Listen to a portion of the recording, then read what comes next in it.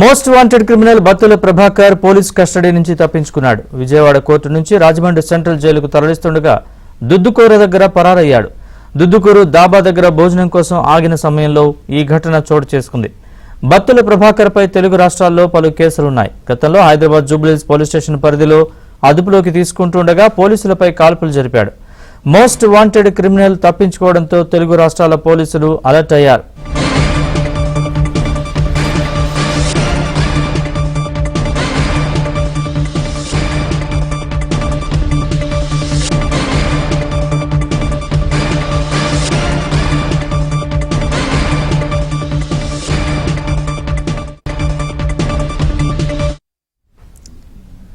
Most wanted criminal Battula Prabhakar police custody నుంచి తప్పించుకున్నాడు. Vijayawada court నుంచి రాజమండ్రి సెంట్రల్ జైలుకు తరలిస్తుండగా దుద్దుకూరు దగ్గర పరారయ్యాడు. దుద్దుకూరు దాబా దగ్గర భోజనం కోసం ఆగిన సమయంలో ఈ ఘటన చోటు చేసుకుంది.